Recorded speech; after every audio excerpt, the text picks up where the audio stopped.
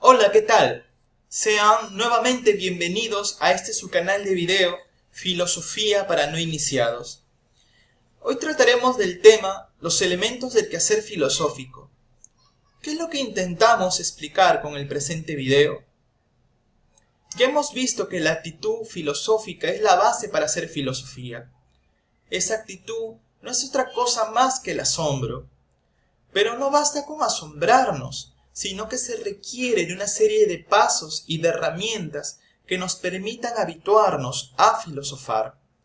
En este sentido, los elementos del quehacer filosófico son las acciones básicas que debe realizar toda persona en un estado de inicio para garantizar un proceso pleno de reflexión y sobre todo llevar a buen puerto las etapas del pensamiento racional hasta la adquisición de la sabiduría, meta máxima de la filosofía.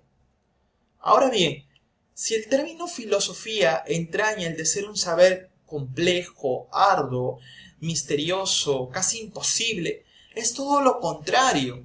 Es una posibilidad humana, la de reflexionar profundamente, y en tal sentido, todos los seres humanos, por el hecho de poseer inteligencia y de descifrar la realidad, somos filósofos.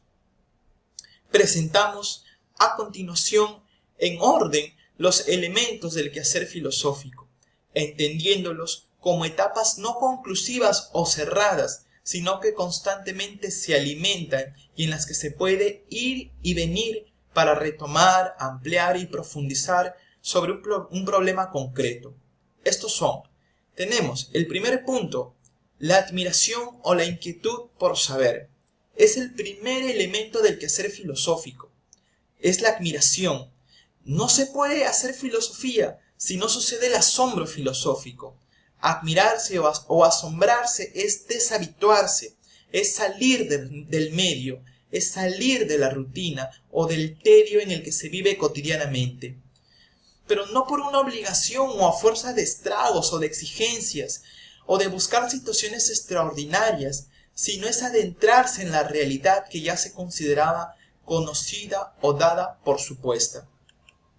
La imagen presentada en el PPT es la de un bodegón que viene a interpelarnos sobre eso.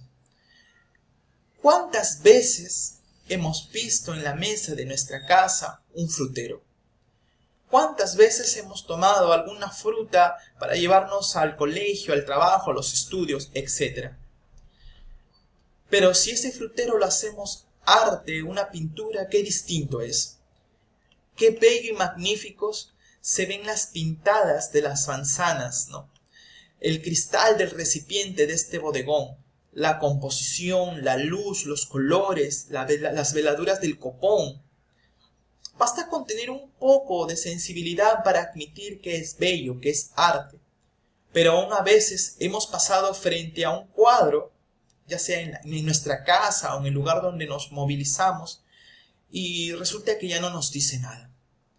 Por eso, la deshabituación invita a mirar la realidad con nuevos ojos y a tomar conciencia de la situación en el mundo. Otro ejemplo es cuando cada mañana nos levantamos rutinariamente a mirarnos en el espejo. Y en vez de contemplar la persona que somos, nos fijamos en los detalles externos del rostro, lo físico, la apariencia, las manchas, las arrugas que nos han salido y que anuncian ya el paso del tiempo, las ojeras de la mala noche. Pero qué poco nos fijamos en la persona que somos, en la interioridad que aguarda a un ser conquistada. Admirarse, como dice Joseph Pieper, es agudizar los sentidos para poder penetrar en las mismas cosas que manejamos todos los días. En tal situación, la deshabituación podría empezar en lo menos noble o en el lugar menos pensado, como en la imagen que se presenta a continuación de un baño.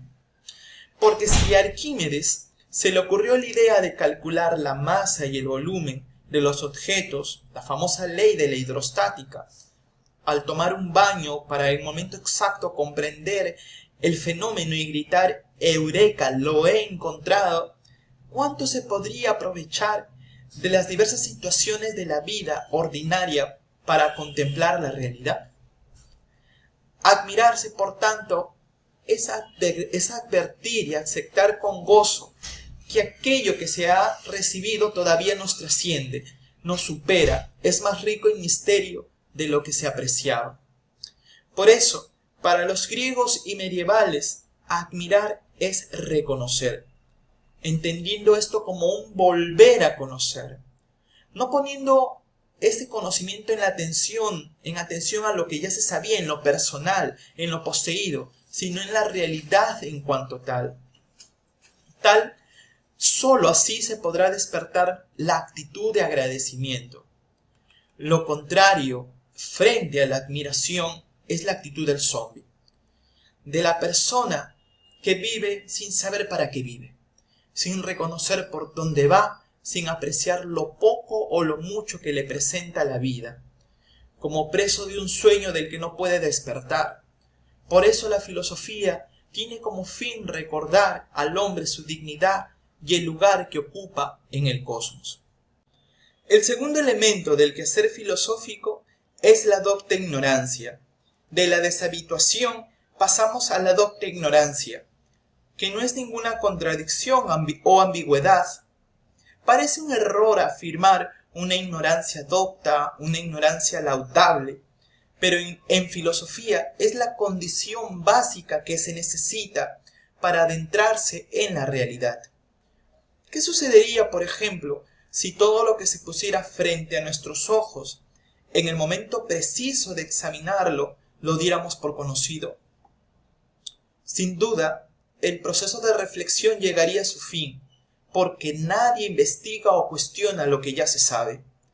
En cambio, el filósofo es aquel quien, frente a esa realidad que muchos dan por conocida, él mismo se detiene a contemplarla, porque aunque reconozca que ya antes se le ha presentado, aún tiene mucho por decirle. El ejemplo más claro en la historia de la filosofía de esta actitud es la de Sócrates, a quien muchos consideraban un pedante, porque suponían que lo sabía todo, cuando él ciertamente era consciente de su ignorancia, y sólo hacía preguntas. Su frase emblemática dice así: solo sé que nada sé, y es lo que viene a definir o ilustrar esta etapa. Imaginemos por un instante la antigua Atenas, con sus calles, sus plazas, sus ciudadanos haciendo alarde de sus conocimientos, y un Sócrates ávido por descubrir lo que sabía. Si Sócrates hubiera hecho gala de lo que sabía, no hubiera interrogado ni siquiera a su vecino, pero él mismo, juicioso de su limitación, esperaba ampliar su mente con aquellos conocimientos que los demás profesaban tener.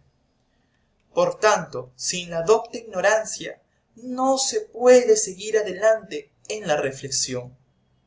Es más, en la actualidad asistimos a la frontera ilimitada del conocimiento, donde el espectro del saber es tan vasto y asequible por la tecnología que haciendo un clic puedes acceder a todo un mundo de conocimiento, la muy llamada sociedad del conocimiento por Peter Drucker.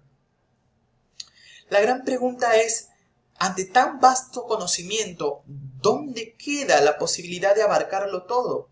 Por eso es necesario ahora más que antes hacer de la docta ignorancia el presupuesto básico de toda actividad intelectual, porque nadie puede dar por hecho que lo sabe todo, ni siquiera profundidad en su misma especialidad. Es por tanto necesario reconocer los límites cognoscitivos que se poseen o abandonar la tarea del filosofar, por la erudición del saber de un sector de la ciencia o la sabiduría libresca. Porque aun cuando lleguemos a comprender el problema que se tiene al frente, la filosofía se convierte en una especie de saber ignorante. Lo estudiado por el filósofo resultará siempre, desde el inicio hasta el término de su aventura cognoscitiva, algo realmente conocido, pero nunca dominado. El segundo punto que vamos a tratar nos interroga, nos cuestiona, nos lleva paso más adelante en los elementos del quehacer filosófico. Nos preguntamos, ¿y ahora qué? ¿Esto es todo? ¿No hay nada más que hacer? La aventura del pensar recién está a mitad del camino. A las justas hemos pasado los preliminares. El elemento que viene a continuación es tal vez el más decisivo para la reflexión filosófica. Hasta ahora hemos visto la posibilidad de enfrentarnos a una realidad, ya sea un ente, un fenómeno, una circunstancia que tenemos frente, pero eso como un particular. Pero para hacer filosofía es necesario llevar ese particular a un análisis de su máxima generalidad, para que se convierta en un saber universal. Y la herramienta que nos lleva a tal propósito es la pregunta filosófica. A veces es más fácil responder cuando las interrogantes están mal planteadas o son superficiales, pero lo complicado es realizar una pregunta adecuada. Una pregunta que nos tenga en vilo y que nos lleve a pensar largamente su respuesta. La pregunta filosófica sirve para interrogar la realidad, desentrañar y guiar el camino de la reflexión, apartándonos de los derroteros de otras ciencias. Siempre se ha dicho que la pregunta filosófica por excelencia es la del por qué, porque en sí misma encierra una posibilidad de comprender el sentido de todo, pero no hay que descartar el para qué o el qué, siempre y cuando no sea el que se usa para buscar razones técnicas o científicas. La pregunta nos lleva otra vez a Sócrates y a su mayéutica, que es el arte de preguntar con propiedad, con ahínco y profundidad. Sócrates tenía la intención, al igual que su madre, de ser partero, de ayudar a dar a luz, de ayudar a parir, pero no personas, sino ideas. ¿Y cómo lo hacía? A través de una serie de preguntas concatenadas que con un poquito de rigor y paciencia podían obtener respuesta de sus interlocutores. Cuenta la anécdota en un diálogo de Platón que de tanto preguntar hizo al esclavo Menón resolver un problema matemático, aun cuando éste nunca había estudiado dicha ciencia. Esto nos lleva a reflexionar que más vale una buena pregunta que una gran respuesta, porque la segunda, la respuesta o las buenas respuestas no existirían sin las preguntas adecuadas. Pero, ¿cuáles son los eternos interrogantes de la filosofía? ¿Cuáles son esas grandes cuestiones que le interesa a la filosofía? Sin afán de compilarlos todos, veamos algunos ejemplos. Tenemos, ¿qué es la realidad? ¿Qué es la vida? ¿Cuál es el sentido de la vida? ¿Quién soy yo? ¿Para qué existo? ¿Quién es el otro? ¿Qué es la amistad? ¿Existe la verdad? Esas serían las grandes cuestiones que la filosofía siempre, a través del tiempo, ha tratado de resolver. Terminamos este elemento citando a Wittgenstein, el filósofo alemán, que nos viene a decir: siempre es bueno en filosofía plantear una pregunta en lugar de dar una respuesta a una pregunta, pues una respuesta a una pregunta filosófica fácilmente puede resultar incorrecta, no así su liquidación mediante otra pregunta.